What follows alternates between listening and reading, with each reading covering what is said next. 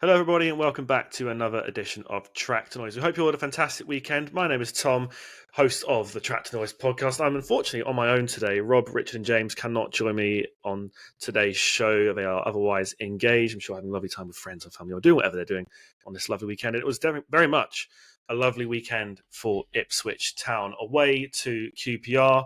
Town have obviously struggled on the road this season with poor results to start the season and just a few losses here and there as well. Struggling to find their way to break teams down has very much been a thorn in Town's side throughout the season, especially on the road. But at QPR, away at Loftus Road this past weekend, it was very much the opposite of that, with a fantastic 4-1 victory in the capital this weekend. So we're going to look back on this past weekend's game, I should say. Bit of a change in format on this one. As I said, it is just me. I hope you guys do stick around for just me sort of talking into the microphone and maybe talking to the wall or the other voices around me, so to speak. On this past weekend's game, but stick around, we can all reminisce on what was a fantastic victory for Ipswich Town. So looking at the lineup at Loftus Road and the major inclusion, we'll get to it eventually, but obviously we saw a back four of Kipre, O'Shea, Furlong and Davis. Very much does seem to be the back four. I think a lot of people's consensus coming out of this game was we are starting to very much find our 11. Obviously we had a lot of changes last year and a lot of not sure who our starting 11 is. And we had a bit of that this season with all the transfers coming in. That was to be expected. But as the weeks have slightly progressed now, I'm not sure about everyone listening, but I feel we are starting to find our starting 11, which is a really good thing to see because that will add cohesion, chemistry, consistency. And you can see that in the performances over the past couple of weeks. But as I said, in goal, Christian Walton still covering for Alex Palmer, who's out injured. Back four of Darnell Furlong, O'Shea, Kipre, Leif Davis.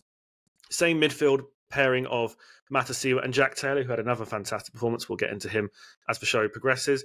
Egali on the right, Philogene on the left, Hurst up front. And I've left this man to the end because it was a player we were very much keen to see in the starting 11 and in this specific position as well. And that is, of course, Marcelino Nunes at the number 10, who had a fantastic game for Town this past week. A man of the match performance. And as I said, like Taylor, we'll very much get into Nunes as the show progresses. Getting into the game now, I mean, you start as you mean to go on, don't you? And a minute or so in, Town took the lead. A fantastic goal from George Hurst, a player who very much has faced his critics over the past few weeks, as many of the squad have, not just Hurst of course, as well. But the way the goal was set up, we saw a fantastic run from Egali on the right wing, who was able to get past his man, floating ball into the box, and then head it across the face from George Hurst to give Town that early lead at Loftus Road. And I think I want to reflect on most from this goal. We'll get into Hurst when he touched on his second goal later on because he scored 2 in this game. But for me, and a tweet that did the rounds this weekend after the match was about Egali saying this was his best game in a Town shirt. Obviously, with this game not being televised in the UK, some of us weren't able to catch it, but I'm very much in agreement of what I've saw, and it just makes sense of how he's progressed in recent weeks with, him sort of struggling to find his feet at the start, new club, new country, and all that stuff to go with it as well. But really, he's really starting, as the rest of the team are, really starting to find his feet in a Town shirt. And this assist kind of proved that, and the confidence to go past his man on an away day is even harder to do that as well. But just fantastic from Egali, and he's really looking like he could be an integral player in a Town shirt.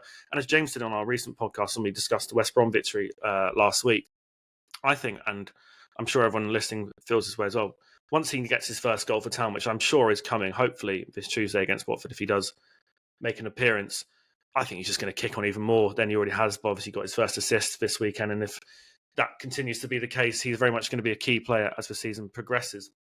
As I said, though, Town took the early lead, 1-0 there.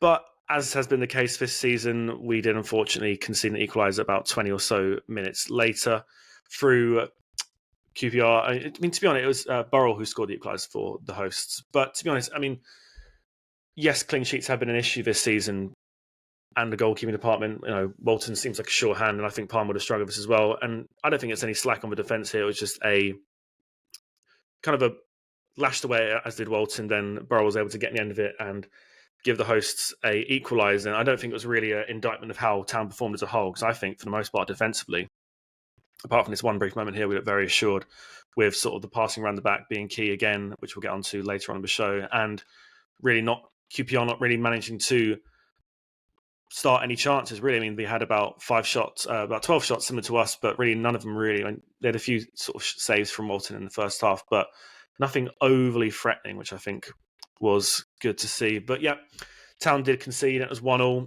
And I think, considering how the away games have gone this season, you kind of thought, even though it was only 20 minutes in, you might be thinking, oh, Lord, here we go again. Town not going to get a victory. Getting a point on the road is good, but you really don't want to, especially after starting so well, you really don't want that to be the case. But obviously it was not to be as the game rolled on. Before we go to the first break on today's show, I think we should there's a few individuals and a few moments we should touch on. As I said, Egali, fantastic performance from him, really starting to find his feet. But someone who's been at the club for a long time in comparison to Egali and many of the players who joined the club this summer. And we talked about him last week, so let's continue because I think it's very much his moment right now.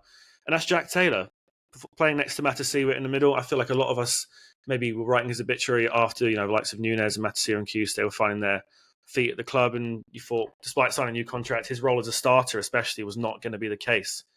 But McKenna switched it around against West Brom, and he's continued that this week with a fantastic performance yet again from Jack Taylor. I mean, I think we talked about Taylor a lot as not really being a natural 6, not really being a natural 10. The way McKenna lines up, we don't really have an 8 or a guy who kind of floats in between. Nunez can perform both of those, but obviously we'd like to kind of stick in their desired position. So that's been difficult for Taylor to sort of find his feet at the club and sort of know where he's going to fit. But we saw this in his past few games. I think he's always had the quality, and I think we've seen a few great goals from him over the years.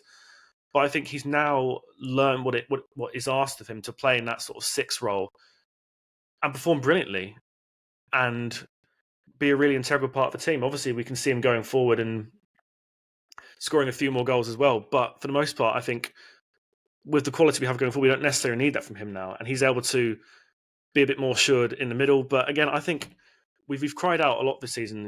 We've sold a lot of the legacy players who are part of the double promotions for the club, and he was involved in those in terms of getting to Town where they are now. Arguably, maybe not being as integral, but he was part of those squads and knows what it means to be a McKenna player and a Town player, and he's shown that in recent weeks and being really, really reliable. We're missing a lot of those players, obviously, with the quality of performances increasing. We're starting to miss those players less and less, but Taylor's just really proven to be a dab hand, and I think we've always expected and reckon we could get these type of performances out of him. And to see, yes, it's only been 2 games, but I think he's really starting now to know what his role can be, and knowing that he doesn't have to be the guy to score the goals now and go forward. He's happy to sit back and help and be a really fantastic pairing next to Matasiwa. What this does do now with Taylor's emergence yet again, which is great to see, and competition is good, despite the fact someone's obviously have to miss out, it does hopefully spur that player on to perform better. And with Taylor being out, meant Q-Stay was on the bench again in this game. And obviously, we're so happy to have Q-Stay back. It's a really, really, I think, crazy move that he's still back at the club. But we did see him on the bench again. He didn't play this past weekend. Maybe it could be a fitness thing. It could be a sort of his role in the team slightly diminishing. But I think, from my opinion, seeing Q-Stay, Taylor and Matasiwa perform so well together, yes, obviously it would be nice for Q-Stay to sort of still be this guy, but I think as James said last week, whatever works now, to be honest, I think we want to see like our sort of glamour positions being filled up, but if someone who's been at the club for a longer time, who may not have expected to fill that role to begin with, but is performing well, you just keep it going. I mean, it's a shame because Q-Stay is fantastic. But right now, this pairing of Taylor and Matasiwa is working, and there's no reason to break that, considering this is our first away win of the season and a really fantastic performance. I'm sure Q-Stay will come back and decide whether it was a knock or something post-international break or a few games after the Charlton and Borough. He did play both those games, I believe, so he might just be a bit, fitness-wise, a bit down. He obviously carried a few knocks coming into the season as well, so maybe they've started to rear their heads again, and that's why Taylor's coming to the side. But if that's the case, you've got 3 very reliable players there. And if Q-Stay does come back into the midfield duo, whether he's playing with Taylor or with Matasiwa again, I can't see the quality dipping whatsoever. Maybe the style of play will differ ever so slightly, but I think Q-Stay sitting on the bench and seeing how well Taylor's performed, he should be inspired to come back on and help the side just as much. I'm sure he will when he does come back into the 11. But as I said, Jack Taylor in that sort of 6 role, really now looking like a quality Town player and really, really helping out the side. I think a few people would like to see him go forward a bit, but for what he's doing so far, I think it's really, really helping out the squad. So Town went into the break 1-1 with QPR, and we're going to take our first break now. As I said, a bit of a shorter episode this week, guys, with me, with just being myself.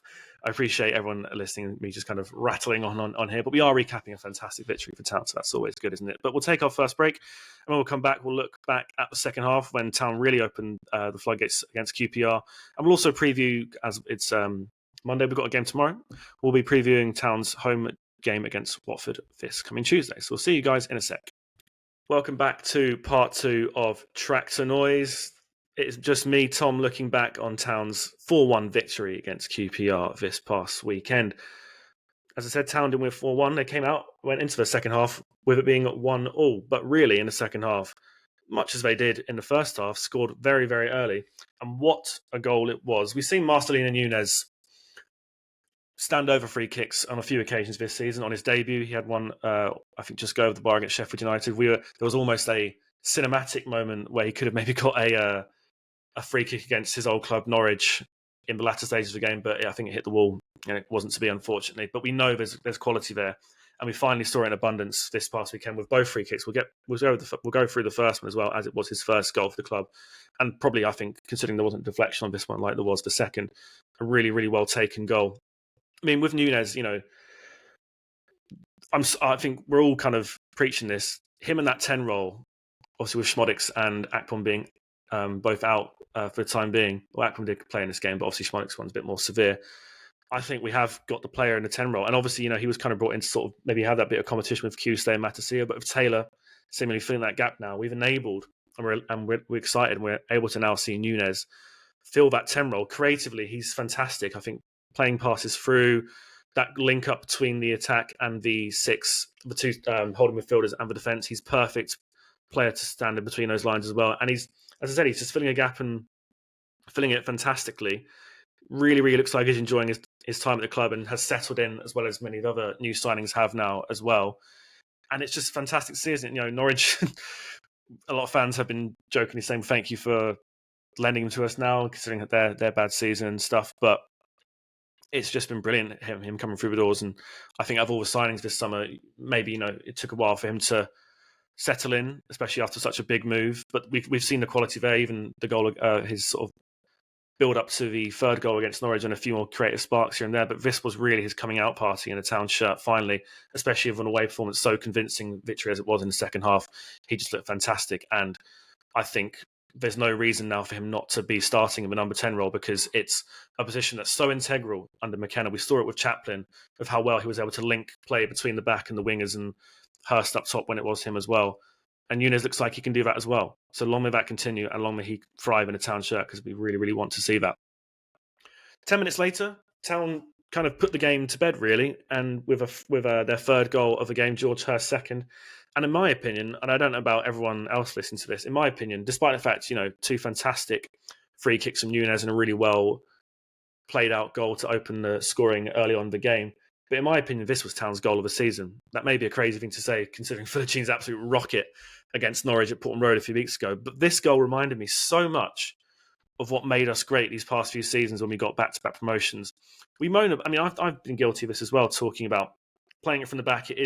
It can be a dangerous way to play, and we've seen it a few times this season. But when it comes off like this, you can see why McKenna sticks to it, because it just worked perfectly. We started with Walton, played it to O'Shea, a really good ball from O'Shea to Furlong on his left foot, and then Furlong found Núñez to Agali on the right, back to Furlong, and then a floated ball over the top for Hurst to almost get a split, sort of a mirror of his first goal in terms of how he took the header to kind of seal the victory for Town with a 3-1 lead.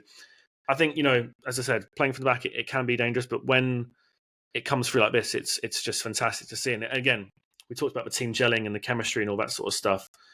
It's clear as day, isn't it, when you see a goal come through as perfect as this on the road as well, against a side who, they're not going to maybe set the league like this season, but QPR had a decent start. They were above Town of the table coming into this game, so they weren't to be sort of like looked down upon and kind of brushed aside going into it. So you had to deal with them with some respect. But the quality that we had just kind of shone through, and this goal was exemplary of that. And it was just really, really good to see. It's a goal we were kind of waiting to see all season. We've had these brilliant individual moments, like I said, from Philogene predominantly, and a few odd goals here and there.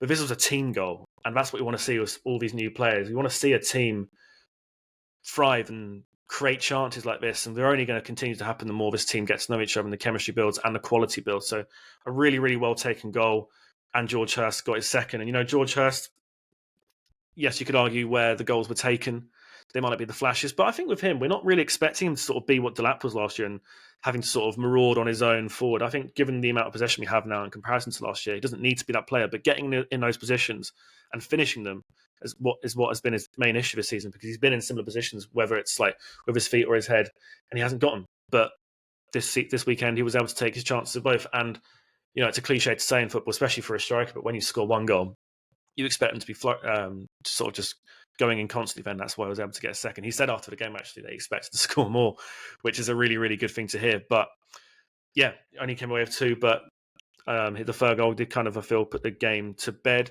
and it was very much put to bed 8 minutes or so later. I mean, three goals really in quick succession to start the second half here. Another free kick from Nunez. This one slightly deflected off QPR's defender as it went in, but you've obviously got to put enough swaz on it, so to speak, to for it to trickle in like that, and that kind of put the game to bed with Town winning 4-1. And I think coming into this weekend, as you said, for many games this season, you'd like to think we are the favourites going into it, considering the quality we have and where we expect to be come the end of the season. And obviously it's been a difficult start, but we're starting to see now these past few games, I think the squad really coming together, the quality of football's starting to come together. And that's just kind of what does it, isn't it? We wanted to hit the ground running the second the season started, as all football fans do. And it wasn't the case for us, was it? And we are still ninth in the league, but we're 6 points off the top with a game in hand. I think, considering how shaky it was at the start of the season, I think we'll take that. And we've got some games coming up you'd like to think are winnable. Obviously, with the Championship, you can never say they're a guarantee, because we saw with games like Charlton and Preston this season that that's not the case, is it? But you'd like to think, given how the team's starting to gel now and the quality we're seeing on the pitch, not just from individuals, but I think as a whole team, it's really, really exciting. And I think we should all maybe start to dream a little bit more and get a bit more excited, because the season's very much, I feel, kicking on now for Town. We are playing, obviously, this coming Tuesday, playing tomorrow at home to Watford, Tuesday night under the lights. We had a difficult midweek game recently against Charlton, but with it coming off the Middlesbrough loss as well as the international break, I think the timing wasn't that great, and Charlton kind of played a blinder defence in that game. But you'd like to think coming into this game we should stand a better chance. But Watford, to be honest, I mean, I've seen some stats this past weekend from their fans on social saying how I think they're the worst away record in the league. I don't think they've won away from home yet, but maybe the best home record. So luckily we're playing them at Portman Road this weekend, but this Tuesday, I should say. But fantastic result for them this past weekend. Yes, it was at home, but they beat Middlesbrough, who have been flying this season, as we know, having been victims of them at the Riverside a few weeks ago, with a 3-0 victory. So they will very much be full of confidence heading into tomorrow night's game. So they should not be taken lightly. I'm sure they won't be taken lightly, of course, but it's going to be a really, really interesting game. And if we can win that, I can only see us continue to kick on from there. Going into Tuesday night, there are some question marks with Hurst, Azon and Davis all supposedly out with slight hamstrings. I'm not sure it's a really severe injury by the sound of things. McKenna didn't say they're sort of big ones, but they could obviously miss the game. And with that, Hurst and Azon both being out, it'll be very interesting to see how we lead the line. I think for me, if we were to have both strikers out in this game tomorrow night, I think we could potentially either. I think this could be Akpom's chance to finally maybe get a goal in a Town shirt. He's obviously played more as a striker throughout his career, and with those two out, I think this could be his moment to finally do that. But we shall wait and see. Apologies everyone for a kind of shorter episode this week. Again, it's just myself, but that is going to do it. Thank you so much for listening. We will see you. We'll have an episode come out this Wednesday, actually, as we recap Town's game against Watford. I think one of the boys will be back with me for that episode, so it won't just be me screaming into your headphones or speakers or wherever you're listening to the podcast, I'm sure. But yeah, that is going to do it. If you want to head over to our socials and give us a follow and a like, we all really do appreciate that sort of stuff. And give us a rating wherever you get your podcasts. It really does mean a lot, as we have just started out this season. But yeah, we will see you next time, and we'll see you on Wednesday to listen back to Town's performance against Watford. So we'll see you all next time.